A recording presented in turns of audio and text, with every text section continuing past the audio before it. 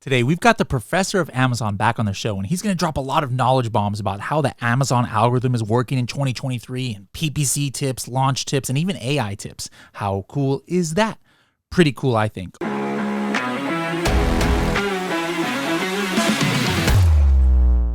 Do you want to be able to sync your listings that you create in Helium 10 to your Amazon account in one click, including being able to sync subject matter, which you're not able to even edit now in most listings on Amazon?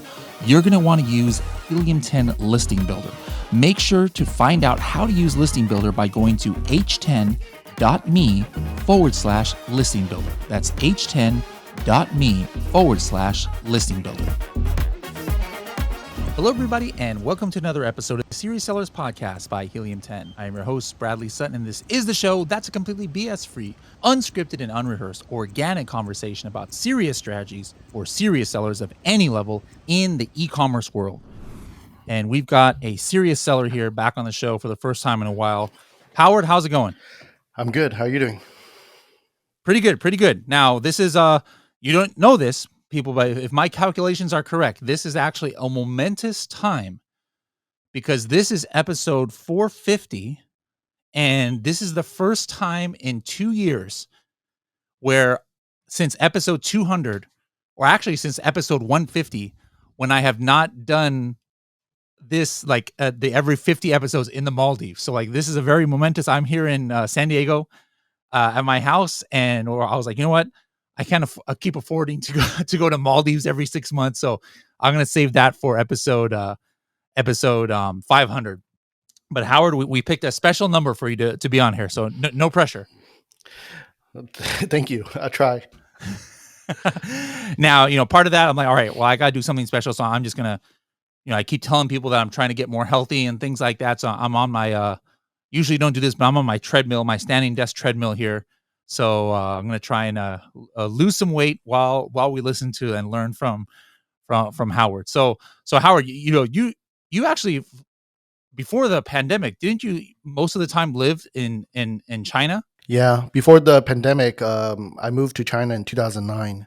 So I stayed there until like 2020, I believe it was, February 2020. And then I kind of had to evacuate China so that I can do a mastermind in Cabo, San Lucas. I wanted to have you on here because you've always had like special insights into Amazon algorithm and things that go into ranking and things. And one thing that was really upsetting me lately, because it hasn't happened for a few years, but then all of a sudden you would see all of these kind of posts out there, whether it's LinkedIn or whether it's blogs, and people talking about, oh yeah, Amazon has released the A10 algorithm and it's changed, and this is what you need to do. And like people who, like, I would think that a lot of people follow, like, are putting out wrong information. Because you tell me, is there a such thing as the A10 algorithm? There's no such thing as A10 algorithm, because algorithm is actually 9 characters, so it's A9.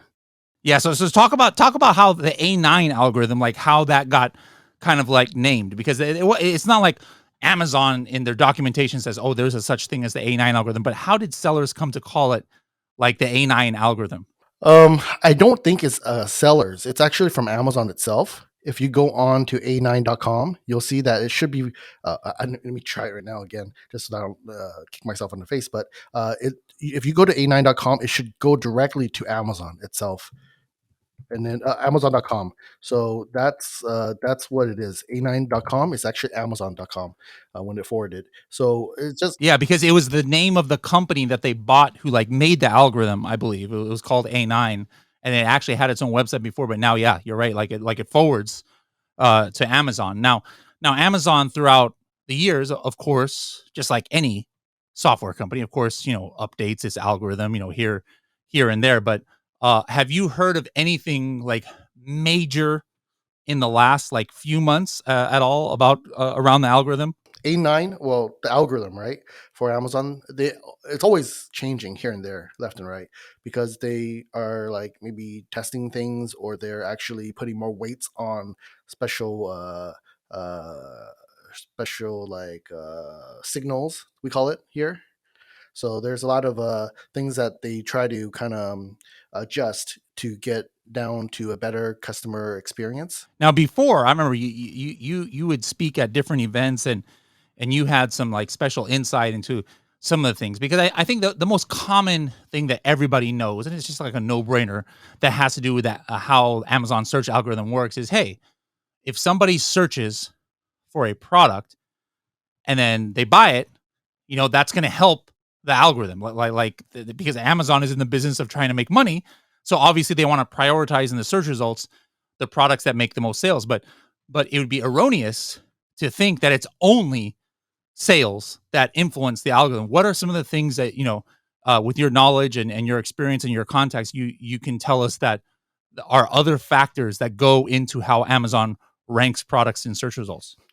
So Amazon does a lot of, they look at a lot of different signals on how to rank keywords. And well, in the very beginning, right, when you have a honeymoon period, and they will actually go in and look at your keyword sets uh, uh, and what people are actually buying from that keyword to your listing. That's one of the basic things. But in reality, like, people, they're also looking at things like, if they landed it on someone searched a keyword, right?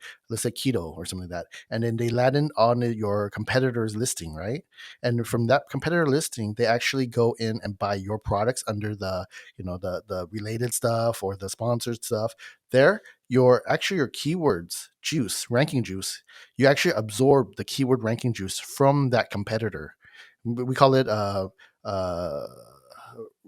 relevancy, right, from that particular competitor. So it's like kind of like you're like absorbing their powers, absorbing their keywords into your listing. Sounds like something out of a Marvel's Marvel or DC universe movie or something. All right, what else is like, um one thing that I never could understand, I would hear it, talked about by you and others, is like, oh yeah, add to carts is so important. And to me, that just seemed ridiculous, because I'm like, I guess I'm the weird one, but like me as a buyer, when I search for something on Amazon and I add it to my cart, I check out, like I buy it.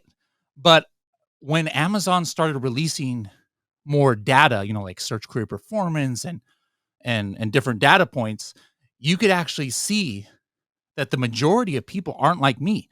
They like add things to the cart and then maybe they don't buy it for a few days, or they add like 10 things to their cart and then they choose like one of them that they're actually going to buy. And so like that's why I can never understand like why people would focus on add to cart, or why Amazon focuses on it. But Amazon is looking at that, right? And then that also would go into their algorithm. Yeah, the added card is very important. They consider it as two things, right? One of them is in order to get your Amazon Choice badge. The other one is, it's called um, expected conversion. They expect a certain amount of add to cart will lead to a certain amount of conversion. The more add to cart, the more possibility or expected conversion they expect. So with that said, they would have a collection of data points that will tell you, hey, these people add to cart. Let's go and retarget them through email marketing. Through, when you get those emails, you say, hey, why am I getting these emails that I was looking at, and it looks like I haven't been looking at this. I haven't been actually buying this, but then they're actually giving me a discount, a 20% discount or whatnot, just so that I can come back and buy it.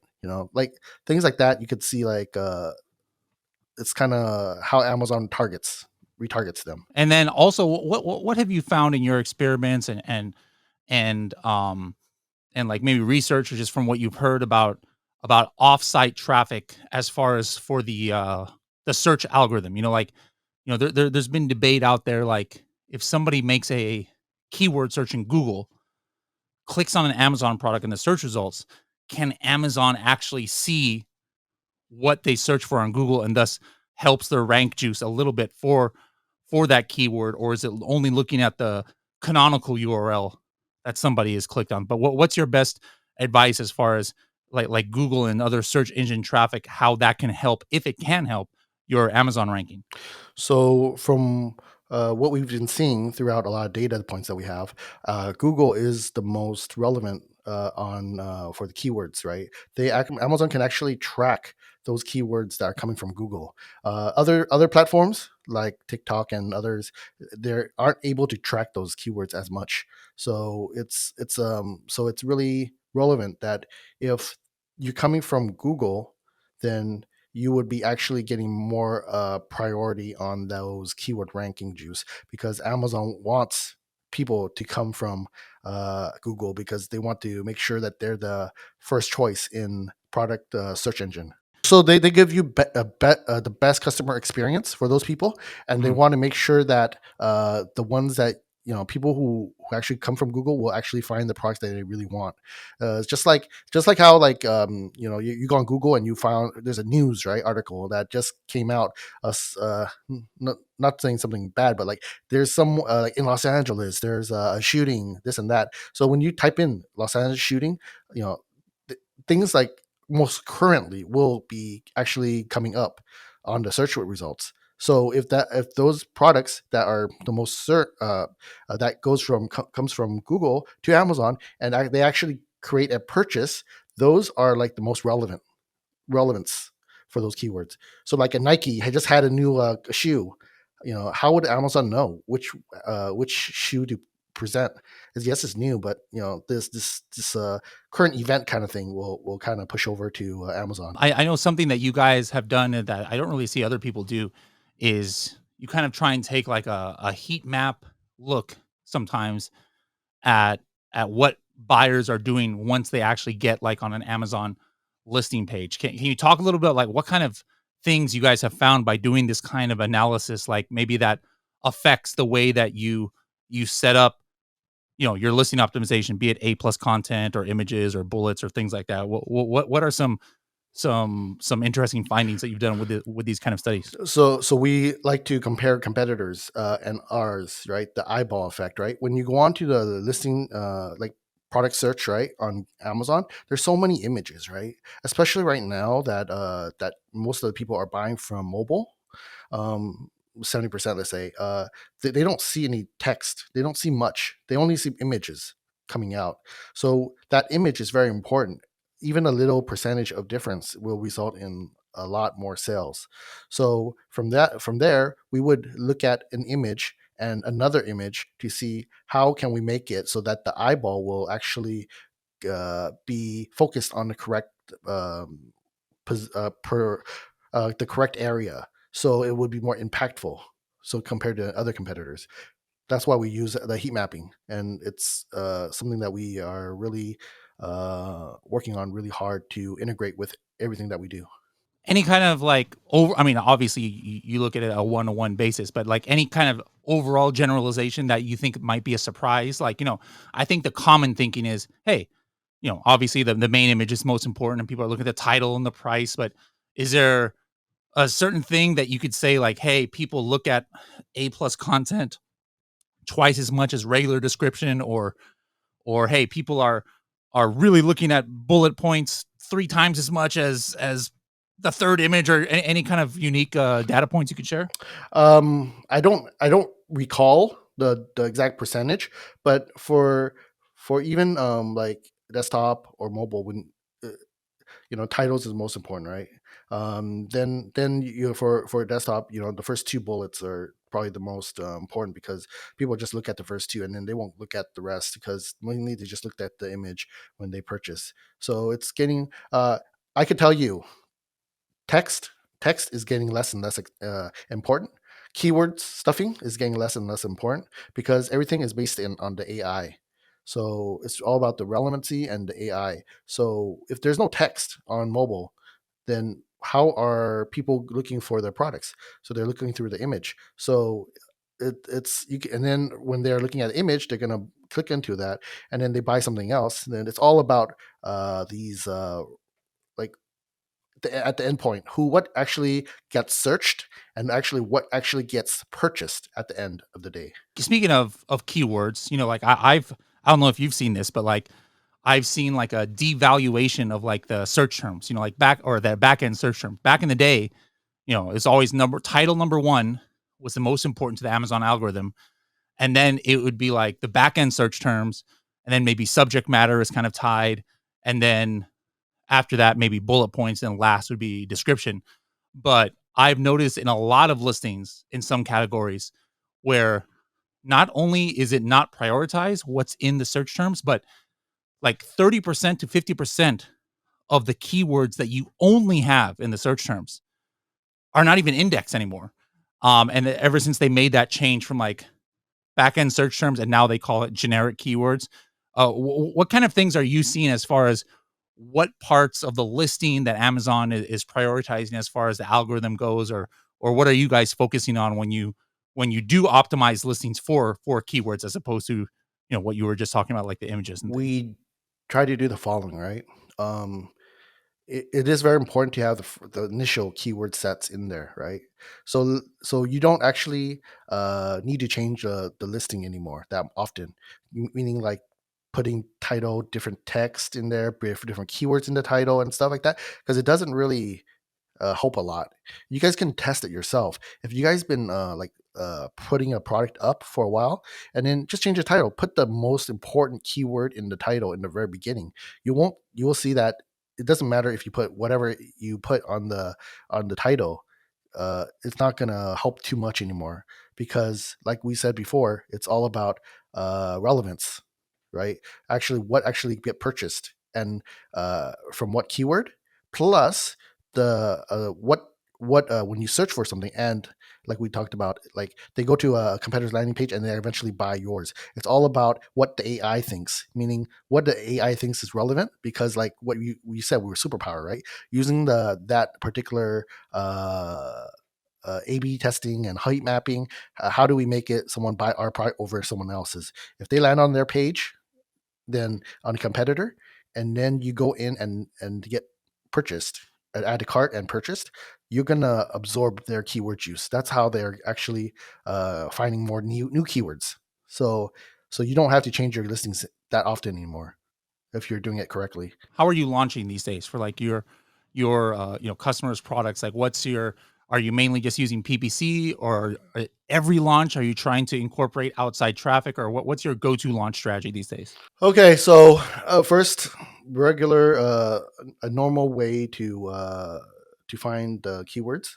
We go in and we look at the top competitors.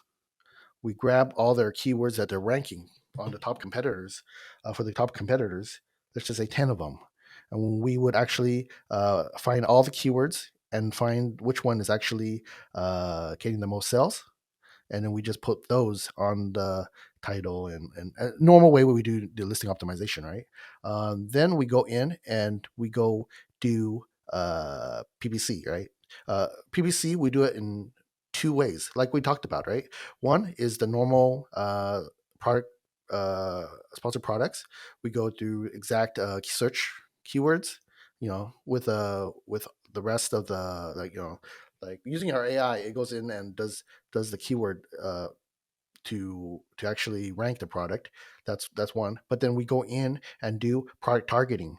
Remember, I told you, like whatever we're landed on, and then we actually, like the top ASINs or something like that. Mhm. We go in and purchased, and they purchase our product. We actually get more keyword ranking juice from all their keywords. So when I'm targeting a keyword, first thing I do is I go in and I do the normal exact broad phrase, all those and autos and stuff like that to get the particular ranking for those keywords. The we call it query groups, right?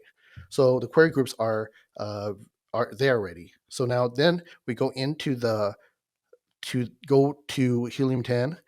We search on Amazon, right? We search on Amazon and we say, let's say, coffin shelf, right? Coffin shelf, and then you get all these different ASINs in there. So we go into and get the first two-page of ASINs within that keyword, and we stuff it into the product targeting side.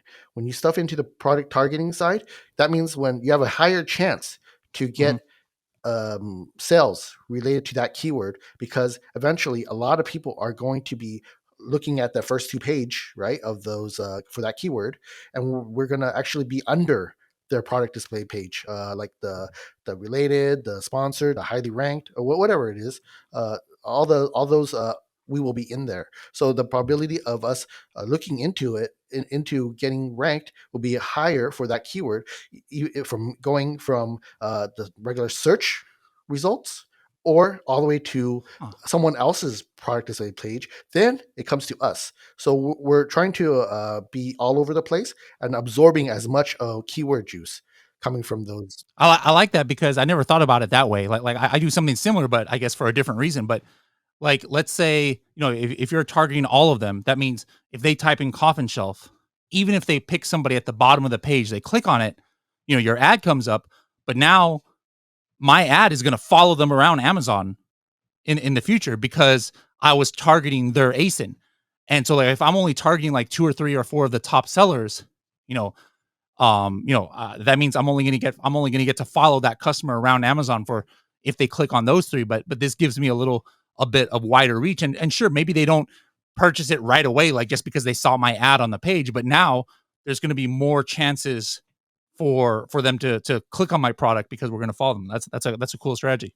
Yeah, that also helps with the added cards, the clicks, and also the Amazon Choice Badge. Speaking of Amazon's choice badge, what are you? I mean, what else are you doing to kind of help with that, and or making sure that as I say this, my device is going to turn on, but trying to get Alexa to like make sure your products maybe show up in Alexa voice searches. Well, for Alexa, voice searches is mainly Amazon Choice, right?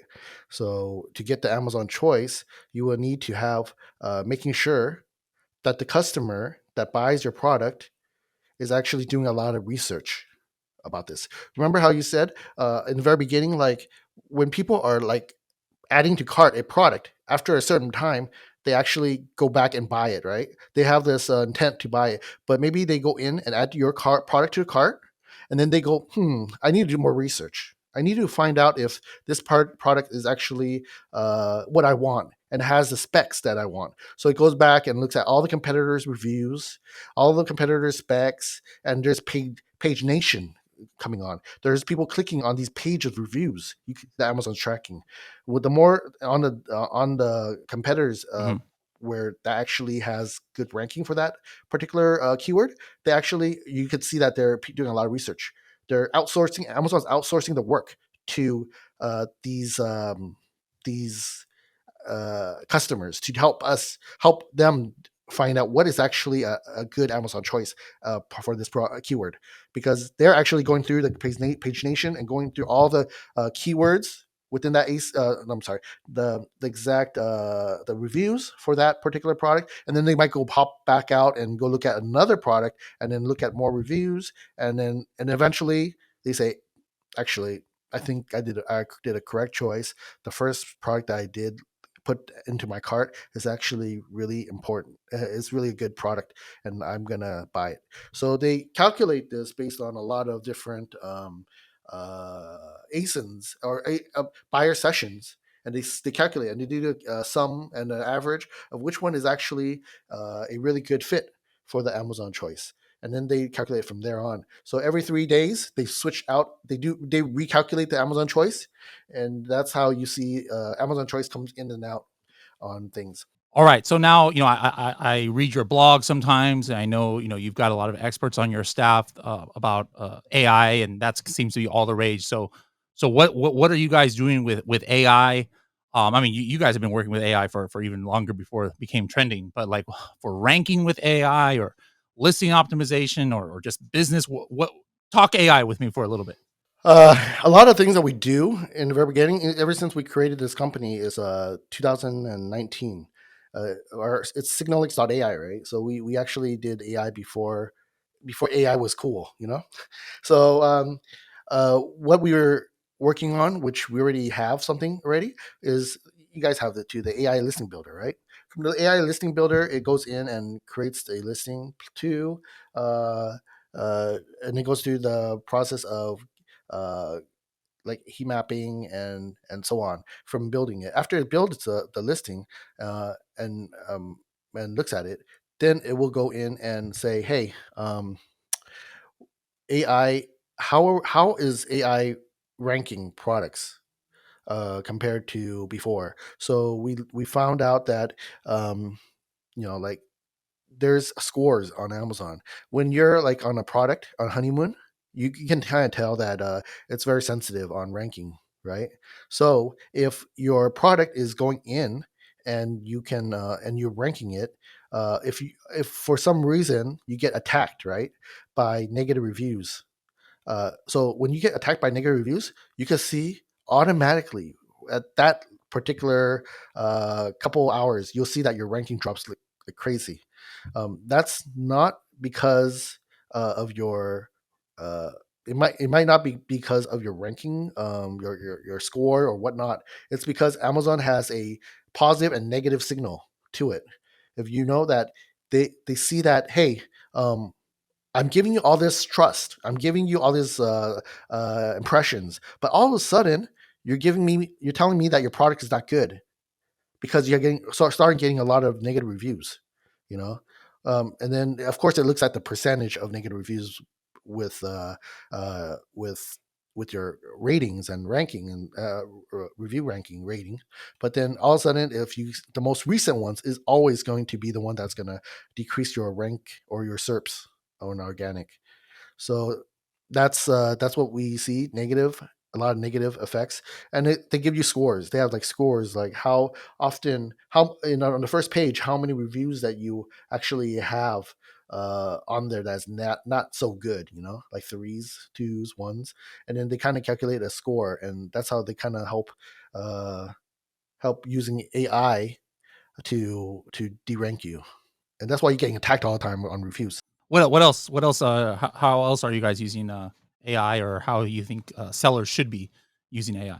Well, that's how we use AI to actually look at what Amazon's looking in their AI. It's like an AI against AI, right? We feed them the data set, and then we see what results comes out of it. Like so, regarding another thing is like deals. Like you can see that from all the data sets that deals is actually really important for the algorithm to learn to see if you're actually a good fit for these keywords. So the more deals you have, the more impressions you will get, and the more, of course, chances that you are showing Amazon that your product is actually doing well. Yeah, so that's something that we use. Now you mentioned about like just all of a sudden getting attacked with bad reviews. Amazon in the last 2-3 years, I'd say, has definitely cracked down more than in previous years on black hattery. Like they shut down so many accounts. What was it, like a year or two ago, and cracking down on review groups and making it harder for people to potentially sabotage listings and hijack and different things. But here in 2023, what are some of the common things that you're still seeing that sellers need to be on the lookout for, as far as what black hat sellers are doing to attack their competition? It's still the same thing. It's all about the reviews. There's people still out there doing reviews that are going to be hurting the sellers, right? So yes, maybe before it was 100% of the people who are doing reviews. Let's say 2019, let's say, or 18, whatever. There's no like checking on the algorithm what actually is working or not. They're not suppressing any reviews or anything like that. But the more you're getting closer and closer, the review rate is getting less and less based on like maybe bots leaving reviews or sock puppets leaving reviews. So it's getting less. Right now, it's probably like 20-30% of the people out there that are trying to leave you a review is actually sticking. There's still like a percentage of that. But getting it off is another thing. Mhm. So getting off, we have a in the back end. What we have for our clients is we actually can detect which reviews are fake and which one is real with an algorithm that we have. So then we can actually help submit tickets to see which one are actually a fake to Amazon. Interesting. All right. So is there no real way to protect yourself against that? You just got to kind of be on the lookout, or what would you suggest to sellers who to maybe mitigate some of the effects of that kind of stuff? I talk to Amazon often, and they say that there's hard for them to correlate which one is real and which one's fake unless you have some kind of proof. If you have some kind of proof, submit it and they'll see what they can do with it. But it's this is the hardest part of of doing Amazon is getting those fake reviews. All right, we're going to ask you in a little bit what's your 60-second strategy or 60-second tip of the day. But before we get to there, like me, I'm right here on my treadmill, and as you know, I love traveling. So like I've always tried to ask guests, in 2023, hey, what are you doing for hobbies? For me, is traveling. What are you doing to keep your mental, physical health good as an entrepreneur? Me, I try and get on my standing desk, treadmill, play basketball outside and stuff. What about you? What are some of your hobbies? And what are you doing to stay mentally and physically healthy in 2023? Me trying to stay mentally healthy is trying to learn new things. Like I've already probably done like since 2009, right? So that's what, like 13, 14 years now on Amazon.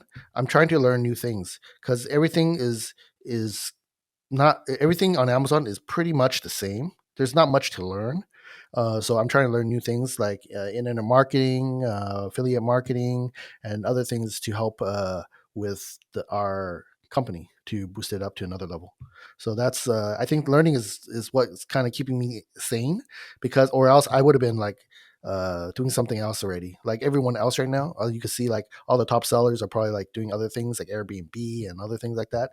So I think learning is what I could say it's Yeah. what causing me to still. Yeah, you still got to do some stuff though that's not like work related though. I think you got to have some like hobbies or fishing or I golf or love, something. I love, I love fishing. I Okay, there love we go. eating. I love watching movies, and traveling, uh, because there's a lot of food and stuff involved in traveling. So, Okay, so there we that's what go. I like to do. And I Yes, don't. yes. I like working too. Actually, I work like maybe I would say like 14 to 16 hours a day, just so that I'm out of the house sometimes. Let's go to our 60-second tip of the day or 30-second tip, whichever you want. What's a strategy that you think sellers can utilize right now that will definitely help them? Well, I would really, really look into protecting your listing page. Like from what I just said before regarding your listing, that people can actually absorb your keyword ranking juice. You want to protect it as much as possible, right? So we call it CRO on your product listing page, conversion rate optimization on it. It's making sure that you have all the like the 3 or 4 tags you have, like the save tag, the green or the orange and the red tags, as well as try to make sure that you have the save or the what we call it the strike through price. It kind of helps, right? It's not just that one thing, but a combination of a lot of things to do it, right? Also, I mean, you can get Amazon choice is even better. The more Amazon choice you got, that you are actually the Amazon choice for that category, right? And also maybe like have some kind of accessories, bundles, optional items that you can have on the side. But you do need to get an account manager. But account manager you can get it for free now. But if you guys need someone, contact me. But if you want, and then all the bundles and all the things, so people and the new models. The new models are important because when people scroll, they're gonna can't find any of your competitor until they scroll to very very on the bottom, right? If you have variations, if you have other similar products, make sure that you include it into your product display page, and make sure the EBC is good. I'm sorry, A plus, but premium A plus. Actually, guys, premium A plus. As long as you change it a certain amount of time, you don't need to have that much EBC A plus content out there. You just as long as you modify it, edit it, and modify it and edit it within this how many times you need, I think it was 15, I forget how many times you need to edit to get it, and then you automatically get the A plus premium. So you don't need to do 15 asins separate listings, just the same listing, edit it, update it, edit it, update it, and then you get your A plus premium. Oh, I love that. That's a good tip. I didn't even know about. All right, well, Howard, it was great to have you on here. I've burned 300 calories and walked 1.5 miles on this treadmill during this, and I know you're going back to China soon to visit. I'm going to see if I'm not sure if I can make it, but this time I'll take you to my treat in Macau. And for the rest of you guys, if you want to reach out to Howard, go ahead and go to Signalytics.ai.